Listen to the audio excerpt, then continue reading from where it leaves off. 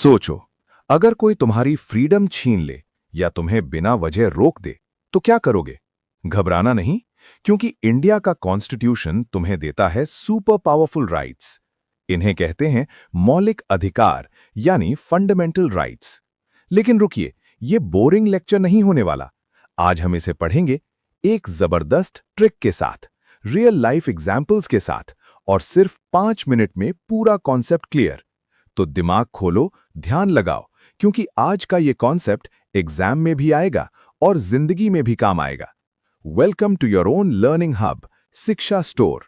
चलो शुरू करते हैं फंडामेंटल राइट्स का गेम। देखो बच्चों, अनुच्छेद 12 से 35 में 6 मौलिक अधिकार निहित हैं। पहला, समानता का अधिकार, आर्टिकल 14 से 18। दूसरा, स्वतंत्रता का अधिकार, आर्टिकल 19 से 22। तीसरा, शोषण के विरुद्ध अधिकार, आर्टिकल 23 और 24। चौथा, धर्म की स्वतंत्रता का अधिकार, आर्टिकल 25 से 28। पांचवा, सांस्कृतिक और शैक्षिक अधिकार, आर्टिकल 29 और 30।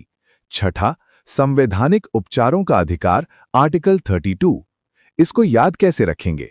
तो इसको याद रखने का ट्रिक है, समस्त शोध संस्कृति के उपचार के लिए किए जाते हैं। आप जहां बैठे हैं वहां से ही 3 बार रिपीट कीजिए इस सेंटेंस को। क्या समस्त शोध संस्कृति के उपचार के लिए किए जाते हैं? क्या समस्त शोध संस्कृति के उपचार के लिए किए जाते हैं? तो इसका मतलब क्या हुआ सर? इसका मतलब यह हुआ कि सम मीन्स समानता का अधिकार, आर्टिकल 14 से 18। आधा स और त मतलब है स्वतंत्रता का अधिकार, 19 से 22। शो का मतलब शोषण के विरुद्ध अधिकार, 23 से 24। ध का मतलब धार्मिक स्वतंत्रता का अधिकार, 25 से 28। संस्कृति से संस्कृति व शिक्षा संबंधी अधिकार, 29 से 30। उपचार से संवैधानिक उपचारों का अधिकार, 32। अभी तक हमने समझा कि मौलिक अधिकार में कौन कौन से अधिकार निहित हैं। अब हम देखेंगे कि मौलिक अधिकार 12 से 35 में कौन कौन सा अनुच्छेद इंपॉर्टेंट है। तो सबसे पहले आर्टिकल 14, विधि के समक्ष समानता, इक्वालिटी बिफोर लॉ, जिसका अर्थ है कि कोई भी व्यक्ति कानून से ऊपर नहीं है, कोई भी इंसान भारत में लॉ से ऊपर नहीं है। अनुच्छेद 15, धर्म, मूल वंश, जाति, लिंग या जन्म स्थान के आधार पर नागरिकों के बीच भेदभाव का निषेध करता है। इसका सिंपल मतलब यह है कि धर्म, जाति, लिंग के आधार पर आप किसी से भेदभाव नहीं कर सकते हैं। अनुच्छेद 16, सरकारी नौकरियों, लोक नियोजन में सभी नागरिकों के लिए अवसर की समानता की गारंटी देता है। अनुच्छेद 17, अस्पृश्यता, छुआछूत का उन्मूलन करता है और किसी भी रूप में इसके आचरण को निषिद्ध यानी प्रतिबंधित करता है। इसका मतलब है कि आप किसी से भी छुआछूत नहीं कर सकते हैं। पहले क्या होता था कि ऊंची जाति के कास्ट नीचे जाति के कास्ट से छुआछूत की भावना रखते थे। ये आर्टिकल उसी को खत्म करता है। अनुच्छेद 18, उपाधियों के अंत, अबॉलिशन ऑफ टाइटल्स से संबंधित है। ये समानता के अधिकार का हिस्सा है, जो राज्य को सेना या विद्या यानी शैक्षणिक सम्मान के अलावा कोई और उपाधि देने से रोकता है। ये नागरिकों को विदेशी राज्य से उपाधियां स्वीकार करने से भी मना करता है। ये आर्टिकल उपाधि लेने से मना करता है, 2 को छोड़ के, एक सेना और दूसरा शिक्षा संबंधी उपाधि। अनुच्छेद 19 नागरिकों को 6 मौलिक स्वतंत्रताएं प्रदान करता है।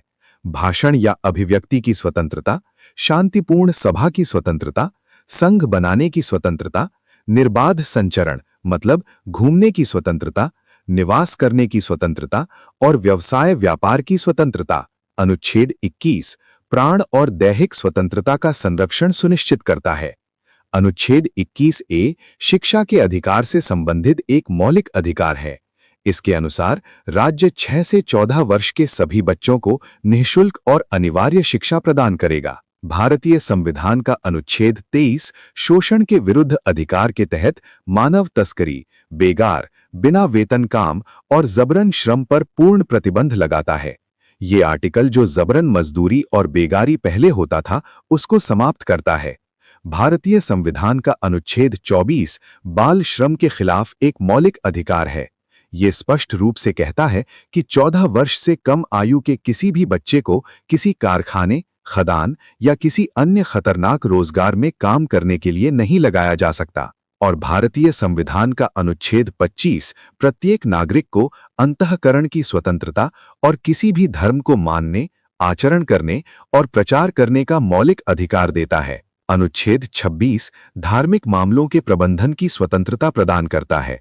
ये अनुच्छेद प्रत्येक धार्मिक संप्रदाय या उसके किसी भी वर्ग को अपने धर्म के मामलों का प्रबंधन करने, संस्थाएं स्थापित करने और उनकी चल अचल संपत्ति का लीगली प्रशासन करने का अधिकार देता है। भारतीय संविधान का अनुच्छेद 27 किसी भी व्यक्ति को विशेष धर्म या धार्मिक संप्रदाय के प्रचार प्रसार या मेंटेनेंस के लिए टैक्स देने के लिए मजबूर होने से बचाता है। इस आर्टिकल का मतलब हुआ कि कोई भी व्यक्ति आपसे ये कहकर टैक्स नहीं ले सकता कि मैं हिंदू धर्म या मुस्लिम धर्म की रक्षा कर रहा हूं। भारतीय संविधान का अनुच्छेद 28 सरकारी या सरकारी सहायता प्राप्त शैक्षणिक संस्थानों में धार्मिक शिक्षा पर रोक लगाता है। ये सुनिश्चित करता है कि राज्य द्वारा वित्त पोषित संस्थाएं धर्मनिरपेक्ष रहें, जबकि प्राइवेट ट्रस्ट द्वारा स्थापित स्कूलों में धार्मिक शिक्षा की अनुमति है, परंतु किसी को भी उसे मानने के लिए बाध्य नहीं किया जा सकता। भारतीय संविधान का अनुच्छेद 29 सांस्कृतिक और शैक्षिक अधिकारों के तहत अल्पसंख्यकों के हितों की रक्षा करता है। अनुच्छेद 30 धार्मिक और भाषाई अल्पसंख्यकों को अपनी पसंद के शैक्षणिक संस्थान स्थापित करने और उनका प्रशासन करने का मौलिक अधिकार देता है। ये अल्पसंख्यक शिक्षण संस्थानों को शिक्षा के माध्यम से अपनी संस्कृति, भाषा और धर्म को संरक्षित करने की स्वतंत्रता प्रदान करता है। भारतीय संविधान का अनुच्छेद 31 मूल रूप से संपत्ति के अधिकार, राइट टू प्रॉपर्टी से संबंधित था, जो नागरिकों को संपत्ति रखने और हासिल करने की गारंटी देता था। 44वें संविधान संशोधन 1978 द्वारा इसे मौलिक अधिकारों की सूची से हटा दिया गया और अब ये केवल एक कानूनी या संवैधानिक अधिकार अनुच्छेद 300A में है। संपत्ति का अधिकार पहले आर्टिकल 32 में था, लेकिन इसे हटा दिया गया। भारतीय संविधान का अनुच्छेद 32, जिसे संवैधानिक उपचारों का अधिकार कहा जाता है, नागरिकों को उनके मौलिक अधिकारों के हनन होने पर सीधे सुप्रीम कोर्ट जाने का अधिकार देता है। Doctor B.R. अंबेडकर ने इसे संविधान की हृदय और आत्मा कहा था। इसके तहत कोर्ट रिट जारी कर अधिकारों की रक्षा करता है। भारतीय संविधान का अनुच्छेद 33 संसद को सशस्त्र बलों, पुलिस बलों, अर्धसैनिक बलों और इंटेलिजेंस एजेंसियों के सदस्यों के मौलिक अधिकारों को सीमित करने या उन पर प्रतिबंध लगाने का अधिकार देता है। इसका ये मतलब हुआ कि जो भी पुलिस फोर्स है, उसके मौलिक अधिकार को खत्म या सीमित किया जा सकता है। भारतीय संविधान का अनुच्छेद 35 मौलिक अधिकारों से संबंधित कानून बनाने की विशेष शक्ति केवल संसद को देता है, राज्य विधानमंडलों को नहीं। इसका मतलब ये हुआ कि संसद ही सिर्फ मौलिक अधिकार पर कानून बना सकता है। तो स्टूडेंट्स, आज हमने मौलिक अधिकार को एकदम आसान तरीके और मजेदार ट्रिक के साथ समझ लिया। अगर आपको ये वीडियो थोड़ा भी हेल्पफुल लगा हो तो लाइक करो, शेयर करो अपने दोस्तों के साथ, और ऐसे ही कॉन्सेप्ट बेस्ड पढ़ाई के लिए सब्सक्राइब जरूर करो शिक्षा स्टोर को। कमेंट करके नीचे जरूर बताओ आपको कौन सा फंडामेंटल राइट सबसे इंटरेस्टिंग लगा। नोट्स चाहिए तो तुरंत शिक्षा स्टोर टीम के व्हाट्सएप नंबर पर मैसेज करो और अपने कंप्लीट नोट्स प्राप्त करो। मिलते हैं अगले वीडियो में एक और धांसू टॉपिक के साथ। तब तक पढ़ते रहो, आगे बढ़ते रहो शिक्षा स्टोर के साथ।